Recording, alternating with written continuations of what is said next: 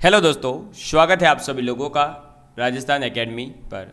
मैं प्रवीण सिंह आप सभी लोगों के साथ में, जैसा कि आप सभी लोग जानते हैं, एलडीसी एग्ज़ाम के लिए साइंस और मैथ्स की क्लासेस लेकर के आ रहा हूँ। इससे पहले हमने सीईटी एग्ज़ाम के लिए बच्चों को प्रिपरेशन करवाई थी और सीईटी एग्ज़ाम के अंदर काफ़ी बच्चों का पॉजिटिव रिस्पांस मिलने के बाद और काफ़ी बच्चों को ये लगने के बाद कि हाँ रियली सर आपने साइंस जो है बहुत अच्छे तरीके से पढ़ाई और हमारे बहुत हेल्प मिली है। उसके बाद में जो है अब एलडीसी के लिए बैच स्टार्ट किया जा रहा है। एलडीसी के विद्यार्थियों के लिए मैथ्स की क्लासेस ऑलरेडी हमने जो है यूट्यूब पर डेमो वीडियो के रूप में अवेलेबल करवाई थी। इसके अलावा अगर आप जो है क्वेश्चन प्रैक्टिस वगैरह ज़्यादा करना चाहते हैं, शॉर्ट ट्रिक्स ज़्यादा सीखना चाहते हैं और कंप्लीट सिलेबस को सिस्टमेटिकली करना चाहते हैं तो आप हमारे ऐप पर जा कर के बैच ज्वाइन कर सकते हैं। आज मैं साइंस की क्लास, पहली ये क्लास है अपनी। मैथ्स का जो सेकंड टॉपिक दे रखा है वो कंप्लीट होने के बाद में आज साइंस का पहला टॉपिक मैं आपको जो है शुरू करने जा रहा हूँ। उससे पहले मैं आपको बता दूँ कि इसके अंदर अपन जो है सबसे पहले केमिस्ट्री वाला जो पोर्शन दे रखा है आपके सिलेबस में उसको पूरा करेंगे।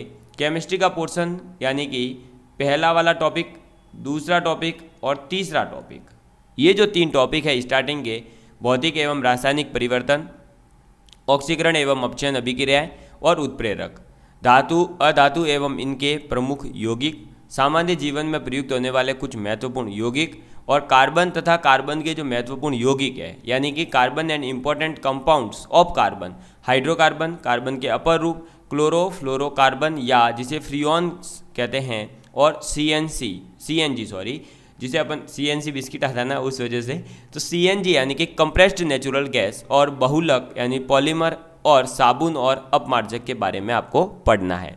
ये चीज़ें जो है केमिस्ट्री के पोर्शन में गिनी जाती है यानी रसायन विज्ञान। ठीक है, विज्ञान के 3 भाग होते हैं, इतनी पूरी जो है हिस्ट्री पढ़ाओ उससे कोई फायदा होने वाला नहीं है, क्वेश्चन नहीं आएगा। तो ये केमिस्ट्री के 3 टॉपिक है, इनको पूरा करेंगे अपन स्टार्टिंग में। इनको पूरा करने के बाद में अपन बात करेंगे फिजिक्स के ऊपर, यानी कि जो प्रकाश का परावर्तन, इसके नियम, प्रकाश का वर्ण विक्षेपण, लेंस के प्रकार, दृष्टि दोष, उसका निवारण वगैरह ये सब चीज़ जानेंगे। और इसके बाद में जो बायोलॉजी का पोर्शन दे रखा है नीचे वो सब चीज़ें अपन पढ़ेंगे। ठीक है, केमिस्ट्री के पोर्शन को पढ़ने के लिए मैं सबसे पहले बता दूं, जितनी चीज़ें मैं पढ़ाऊंगा उन चीज़ों के अलावा जो मैं बताता रहूं कि ये चीज़ें याद कर लेना, उनको ज़रूर आप याद कर लीजिएगा।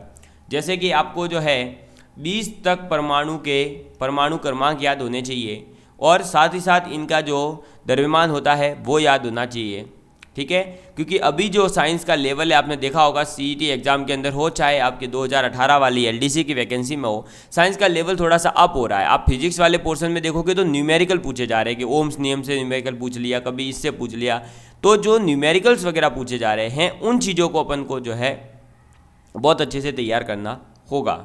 ठीक है, चलिए तो अब बात करते हैं भौतिक एवं रासायनिक परिवर्तन के बारे में, ऑक्सीकरण एवं अपचयन अभिक्रियाएं क्या होती है और उत्प्रेरक क्या होते हैं इनके बारे में। सबसे पहले जानते हैं कि भौतिक और रासायनिक यानी फिजिकल एंड केमिकल चेंजेस क्या होते हैं। देखिएगा, भौतिक एवं रासायनिक परिवर्तन। भौतिक परिवर्तन के बारे में पहले जानते हैं तो कुछ पदार्थों में परिवर्तन का कारण हटाने पर पुनः प्रारंभिक पदार्थ प्राप्त होता है, ऐसे परिवर्तन को भौतिक परिवर्तन कहते हैं। इसका मीनिंग क्या है? इसका मीनिंग है कि कुछ ऐसे पदार्थ होते हैं जिनके अंदर आप परिवर्तन का कुछ कारण होगा, उस परिवर्तन के कारण को जैसे ही हटा दोगे वापस से वो उसी अवस्था में चले जाते हैं जिस अवस्था में वो पहले थे। इसका मीनिंग ये हुआ कि सपोज करिए मैं एक्सरसाइज कर रहा हूँ अगर, या मान लीजिए मैं जो है इस उंगली को मोड़ना चाहता हूँ, मैंने पीछे मोड़ा, देखो मोड़ा, मान लो किसी व्यक्ति के यहाँ टच होती हो, मेरे तो नहीं हो रही, ऐसे मोड़ते अब ये जो उंगली टेढ़ी हुई है ये तो मैंने करी है, किससे? इस वाले हाथ के फोर्स से, ऐसे है ना। अब जैसे ही मैं ये फोर्स हटाऊंगा क्या ये उंगली ऐसे ही रहेगी? नहीं, ये देखो चली गई आगे, हो गई सीधी। तो ऐसा कुछ पदार्थ जिसके ऊपर, सपोज देखो इसको एग्जाम्पल से समझते हैं, ये तो सिर्फ एक प्रैक्टिकल करके दिखाया। बर्फ का टुकड़ा लीजिए, क्या करेंगे? बर्फ का टुकड़ा लीजिए और उस बर्फ के टुकड़े को गर्म करिए। जब आप बर्फ के टुकड़े को गर्म करोगे तो वो पानी में कन्वर्ट होगा, जल बनेगा वापस से, है ना। और उस जल को क्या करिए, गर्म जल को थोड़ा ठंडा होने दीजिए और उसके बाद में इसको वापस से फ्रीज के अंदर रख दीजिए, जिसमें भी आपका आता है ना ऊपर जो फर्स्ट नंबर पे होता है डीप फ्रीज जिसे कहते हैं, बर्फ वाला फ्रिज जिसे कहते हैं, उसके अंदर डाल दीजिए। थोड़ी देर बाद, घंटे भर 2 घंटे बाद आप वापस देखोगे कि वो बर्फ जो पानी में कन्वर्ट हुआ था वो वापस पानी बर्फ के अंदर कन्वर्ट हो गया। ये कैसे हुआ? ये हुआ है यहाँ पर हीट के कारण, उष्मा के कारण। जब आपने बर्फ को गर्म किया, हीट दी, तो वो हीट गर्म होकर के क्या हो गया? जल में कन्वर्ट हो गया। जल को जब वापस से हीट ली गई, उससे उसको ठंडा किया गया, तो वापस से वो क्या बन गया? क्या बन गया? बर्फ बन गया। तो ये जो चीज आया है ये भौतिक परिवर्तन है। क्यों?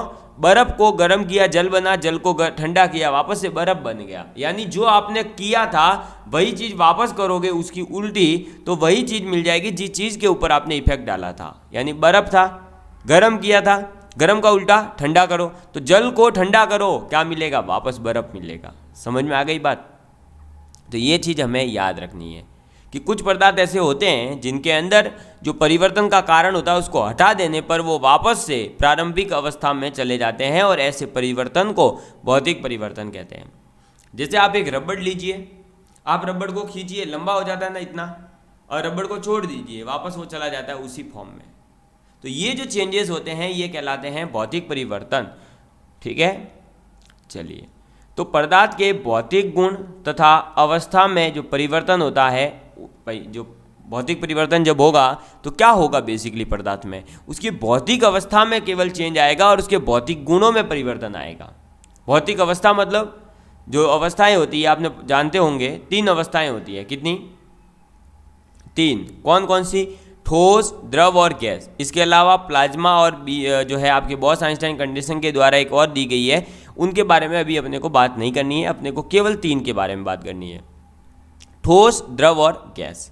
तो जो आपका पदार्थ है जिसके अंदर भौतिक परिवर्तन हो रहा है उसमें केवल क्या होगा कि केवल और केवल उसकी अवस्था में परिवर्तन आएगा। ठोस से द्रव हो जाएगा, द्रव से ठोस हो जाएगा, या गैस बन जाएगा, गैस से द्रव बन जाएगा।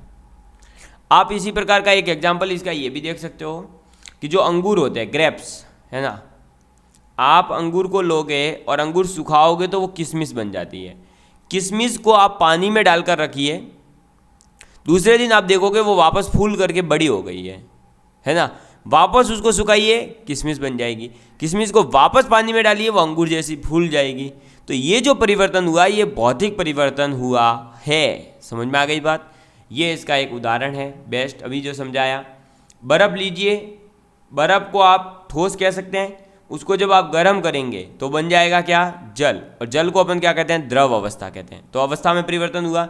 लेकिन क्या बर्फ और जल दोनों के जो रासायनिक गुण है उनमें कोई परिवर्तन आएगा क्या? क्या बर्फ का फॉर्मूला भी तो H2O ही होता है, जल ही तो होता है, और जल का भी H2O ही होता है ना। इसमें कोई चेंज आएगा क्या? नहीं आएगा।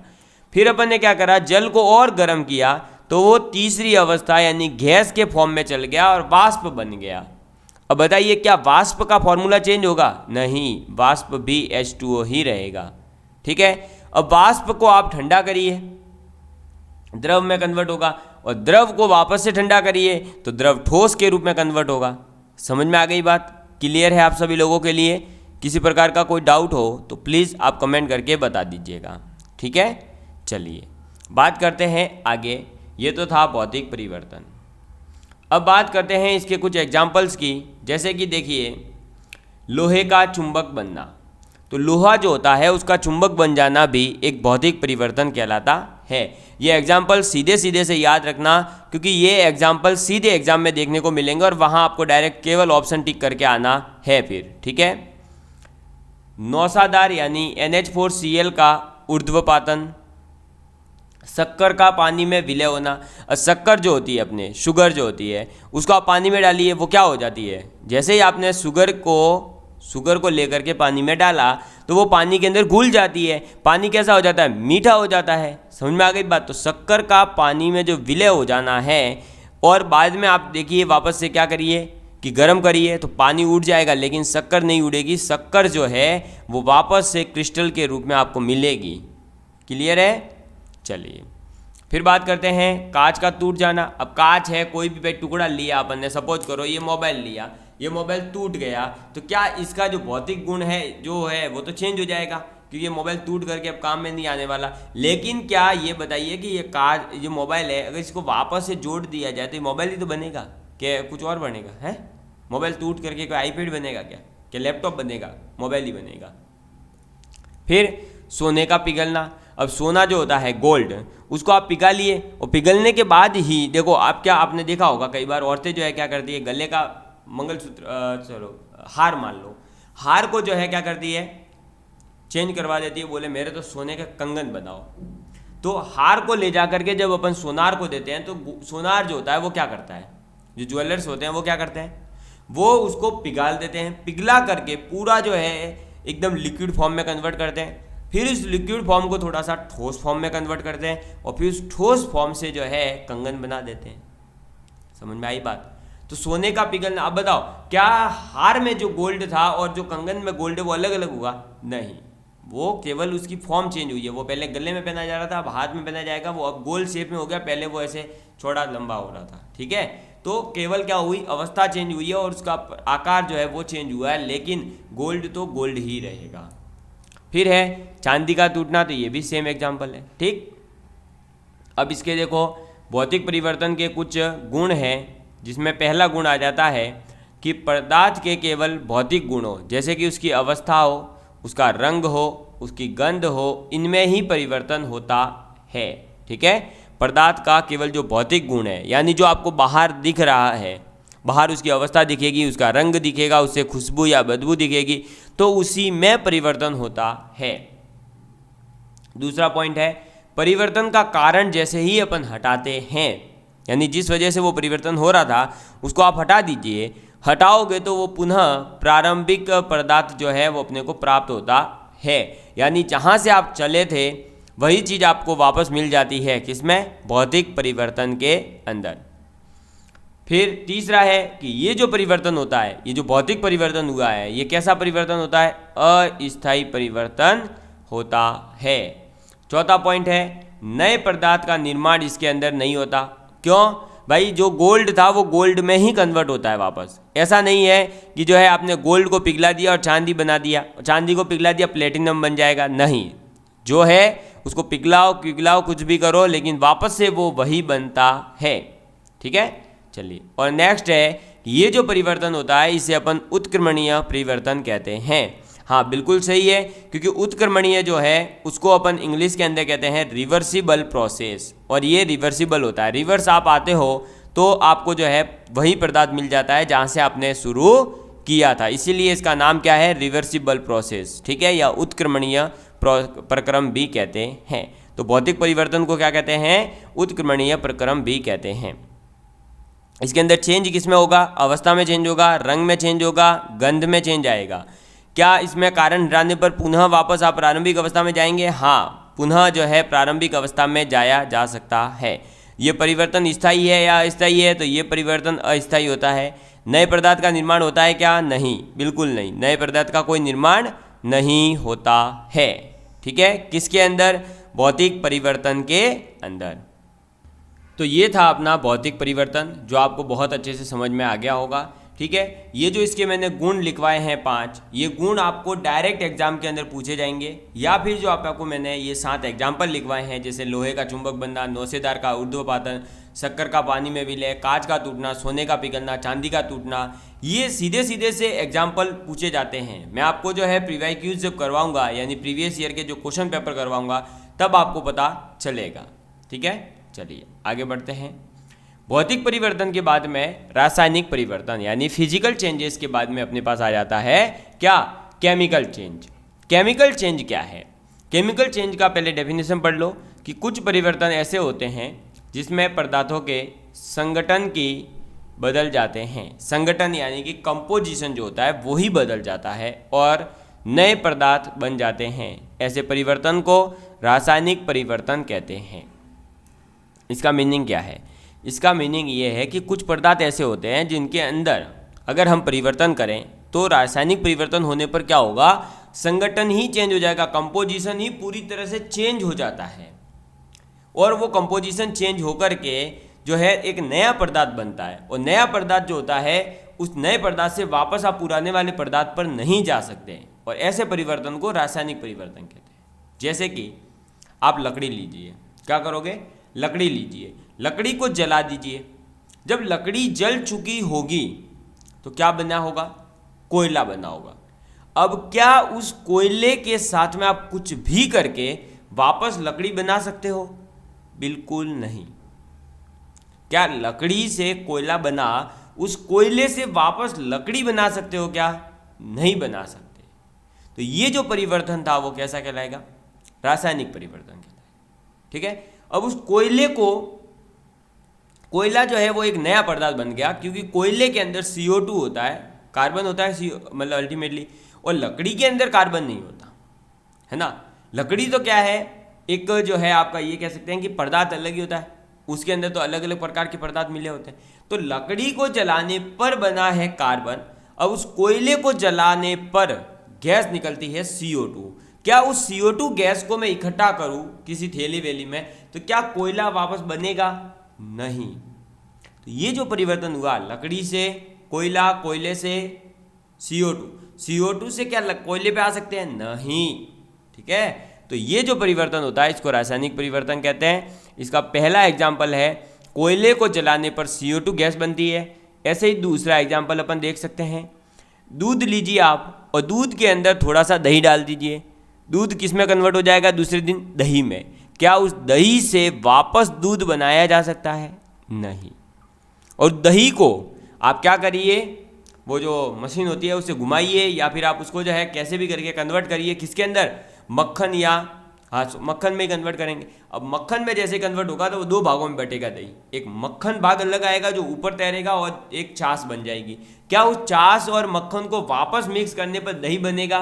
कभी नहीं। तो ये कैसे परिवर्तन है? ये रासायनिक परिवर्तन है, केमिकल चेंजेस है। समझ में आ गई बात? ठीक है, नेक्स्ट है आप जैसे कि देखिए पकी हुई सब्जी का खराब होना। अब सब्जी खराब हो गई तो क्या उसको वापस से जो उसके अंदर कुछ दवाई ववाई डाल के वापस सब्जी सही हो जाएगी? नहीं, वो तो फेंकनी पड़ेगी। ऐसे ही आप चौथा एग्जांपल देख सकते हो, लोहे के ऊपर जंग लगना। तो लोहे के ऊपर जब जंग लग जाती है तो क्या आप उसके ऊपर जंग को हटाओगे, उसके बाद पेंट करोगे तो आगे जंग नहीं लगेगी, लेकिन क्या वो जो जंग लगी थी उस जंग को वापस से लोहे में कन्वर्ट कर दोगे? नहीं। ऐसे ही कागज़ को आप जलाना, कागज़ को आप जलाइए, जलाने के बाद जो राख जैसा कागज़ मिलेगा उस कागज़ को क्या वापस इकट्ठा करके बनाया जा सकता है वाइट कागज़? कभी नहीं। ठीक है, कटी हुई सेब का जो रंग है वो बदलना। तो जो कटी हुई सेब होती है आपने देखी होगी, वो जब काटोगे तो एकदम वाइट होती है ना, लेकिन वो पड़ी पहले भूरी होती है, फिर धीरे धीरे 2 दिन पड़ी रहेगी तो ब्लैक हो जाएगी। क्यों भाई? ये चेंजेस सब किसकी वजह से आ रहे हैं? ये चेंजेस कहलाते क्या हैं? तो ये सभी चेंजेस रासायनिक परिवर्तन कहलाते हैं। ठीक है, आप ऐसे ही कुछ और भी एग्जाम्पल ले सकते हैं। जैसे कि आपने जो है पपीता देखा होगा, तो पपीता जब है थोड़ी देर पड़ा रहता है, उसके बाद में देखा होगा साइड से एकदम चिपकते एकदम जो है परत जम जाती है उसके ऊपर, उस परत को अपन फिर खा नहीं पाते, उसको हटाते हैं अपन। तो ये सब परिवर्तन जो है रासायनिक परिवर्तन कहलाते हैं। ऐसे ही जो किण्वन की क्रिया होती है वो भी एक रासायनिक परिवर्तन का उदाहरण है। ठीक है, तो रासायनिक परिवर्तन क्या है? ये ऐसे परिवर्तन होते हैं जिसमें पदार्थ का संगठन यानी कि कंपोजिशन चेंज होता है और एक नया पदार्थ बनता है, और उस नए पदार्थ के अंदर कुछ भी कर देवे वापस से पुराना पदार्थ प्राप्त नहीं हो सकता। ठीक, चलो और देखिए इसके गुण क्या होते हैं। तो ये परिवर्तन कैसा होगा? स्थायी होगा, क्योंकि दही बन जाने के बाद वापस उसमें कुछ भी कर लेवे कभी भी दूध नहीं बनेगा, और दही से मक्खन बनाने के बाद में मक्खन को कुछ भी कर लो कभी दही नहीं बनेगा। तो ये परिवर्तन क्या हुआ? स्थायी हो गया ये तो, है ना। और मक्खन से घी बना लो, क्या घी से वापस मक्खन बना पाओगे? नहीं। तो घी एक स्थायी परिवर्तन होगा। तो ये जो परिवर्तन होता है रासायनिक परिवर्तन, वो एक स्थायी परिवर्तन होता है। नए पदार्थ का इसमें निर्माण होता है। हर बार देखो दूध में क्या बन गया? दही बन गया। दही से आगे क्या बन रहा है? मक्खन और छाछ, 2 प्रोडक्ट बन रहे हैं। और मक्खन से आगे क्या बन रहा है? घी बन रहा है ना। तो हर बार एक नया पदार्थ बनता है। फिर प्रारंभिक पदार्थ जो है वो प्राप्त नहीं किया जा सकता, सीधी सी बात है। और चौथा पॉइंट है कि रासायनिक परिवर्तन के परिणाम स्वरूप जो बनने वाला नया पदार्थ होता है वो रासायनिक गुणों में और संगठन में, यानी कि केमिकल प्रॉपर्टीज में और उसके कंपोजिशन में प्रारंभिक पदार्थ से पूर्णतया भिन्न होता है, यानी पहले वाले पदार्थ से पूरी तरह भिन्न होता है, बिल्कुल होता है। दूध जो है वो लिक्विड जैसा होता है, वाइट होता है और एक जो है मीठा हो सकता है या थोड़ा सा जो है कड़वाहट टाइप का हो सकता है। कड़वाहट ऐसा नहीं कि कोई कड़वा दूध होता है, मतलब मीठा या थोड़ा सा फीके टाइप में, एकदम कड़वाहट टाइप का, नमकीन टाइप का भी लगता है कभी कभी। लेकिन दही जो है वो हमेशा खट्टा होगा और थोड़ा सा येलोइश कलर लेकर के होता है। ठीक है, घर पे आप देखना येलोइश कलर में होगा। अब आप जो है वो पैकेट देखोगे तो वो वाइट ही दिखेगा, वो अलग चीज़ है। लेकिन घर पे जो दही देखोगे तो ऊपर ऊपर उसके परत येलोइश टाइप की होती है। और उस दही को आगे जाकर कन्वर्ट करोगे तो वापस लिक्विड के रूप में छाछ बनेगी और थोड़ा सा जो है प्लाज्मा टाइप का आप कह सकते हो, जो ना तो लिक्विड होता ना ठोस होता, मक्खन उसके रूप में दिखाई देगा। अब मक्खन का संगठन और दही का संगठन कोई लेना देना ही नहीं है, और दही के संगठन से दूध का कोई लेना देना नहीं है, तो पूरा परिवर्तन ही हो जाता है, कोई लेना देना ही नहीं रहता पिछले वाले पदार्थ से। ये तो अपन ने पढ़ा है इसलिए अपने को पता है, ये तो अपन रासायनिक परिवर्तन पढ़ रहे हैं इसलिए अपने को पता है कि साइंस में ये होता है। वरना पहले के कंपैरिजन में अगर किसी ऐसे बच्चे से पूछा जाए जिसने आज तक साइंस नहीं पढ़ी हो तो वो तो ये सोचेगा कि दूध से दही बनाना नामुमकिन है। वो तो आपको पता है कि उसमें लैक्टोबैसिलस डालने पर क्या बनता है, वो जो है दही में कन्वर्ट होता है। लेकिन अगर किसी ऐसे बच्चे से पूछा जाए जिसने आज तक साइंस का नाम नहीं सुना तो वो ये कहेगा कि नहीं, दूध और दही एक दूसरे के कभी नहीं बनाए जा सकते, दूध से दही कभी नहीं बन सकता, लेकिन बनता है, हमें पता है। तो ये चीज़ें जो है आपके ये कह सकते हो कि एक दूसरे से पूरी तरह भिन्न होती है। फिर और एग्जाम्पल देख लीजिए, एक जो है वो दोनों का एग्जाम्पल होता है, जैसे कि जलती हुई मोमबत्ती पिघलती है और उसमें जो है भौतिक और रासायनिक परिवर्तन दोनों होते हैं। क्यों भाई, देखो मान लो एक मैं मोमबत्ती इतनी बड़ी लेकर के आया, ठीक है, इतनी बड़ी मोमबत्ती को बाद में मैंने क्या करा, ये फर्स्ट स्टेज है, मैं घर पे लेकर के आया। दूसरी स्टेज में मैंने ऊपर से इसको जो है यहाँ पर जला दी। जैसे ही जलाई है तो ये क्या हो जाएगी, थोड़ी छोटी भी हो जाएगी, है ना, और जलते जलते ये छोटी तो होती ही है, साइड में आपने देखा होगा कि ये जो मोम होती है वो पिघलती है, और पिघल रही है तो वो तो ऐसे ऐसे साइड में फैलती है ना, आपने देखा होगा। तो जो ये परिवर्तन हुआ, ये देखो अब इधर क्या हो रहा था, ठोस मोम थी वो कन्वर्ट हो रही है अब लिक्विड में, और वो धीरे धीरे धीरे धीरे धीरे धीरे कम होती जा रही है। तो हाइट में कमी होना तो क्या है, भौतिक परिवर्तन है, ठीक है। लेकिन उस लिक्विड का वापस से देखो, जो वो ठोस मोम है उसका पिघल कर लिक्विड बनना, और लिक्विड बनते बनते धीरे धीरे धीरे खत्म होते जाना, और बाद में एकदम से पूरी मोम गायब हो जाना, ये परिवर्तन क्या है, रासायनिक परिवर्तन है। समझ में आई बात। तो मोमबत्ती के अंदर जो है दो प्रकार का परिवर्तन होता है, भौतिक परिवर्तन भी होता है और रासायनिक परिवर्तन भी होता है, ठीक है।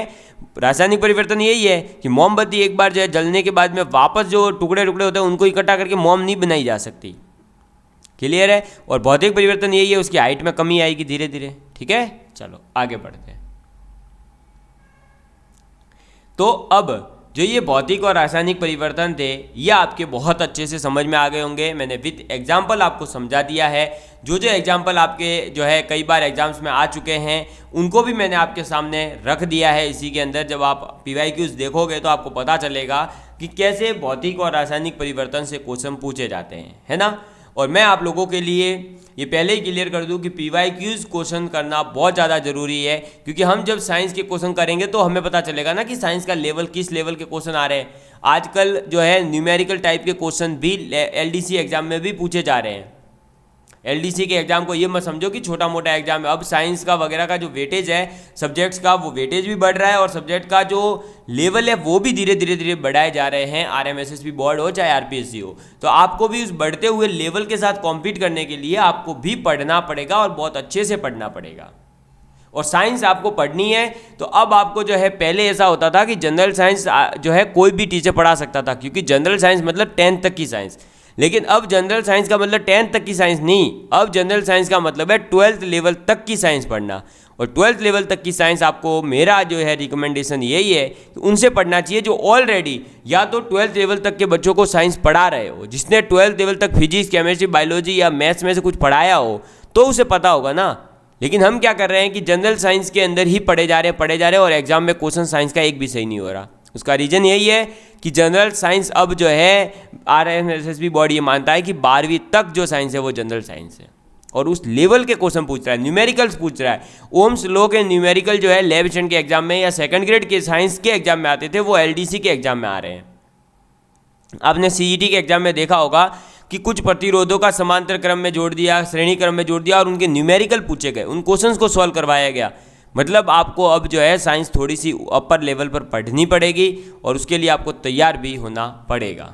तो ठीक है दोस्तों, तो अपन ने जो है आज इस वीडियो के माध्यम से थोड़ा सा ये जान लिया कि आपके केमिस्ट्री का सिलेबस क्या क्या है और भौतिक और रासायनिक परिवर्तन होते क्या हैं, और अब जो है आगे की क्लासेस अपन जो है आगे पढ़ेंगे। नेक्स्ट टॉपिक अपना ऑक्सीकरण, अपचयन वगैरह के बारे में। मैं चाहता हूं कि आपको 30 मिनट, 35 मिनट, 40 मिनट, 25 मिनट इतने तक की क्लासें दी जाए। ऐसा नहीं कि अपने जो है लंबी लंबी 5-5 घंटे की क्लास वो पूरी नहीं देख सकते आप। ठीक है, वो क्लास जो है अगर हाँ क्वेश्चंस वगैरह की है या एक पर्टिकुलर एग्जाम को लेकर है तो फिर आप कर सकते हैं।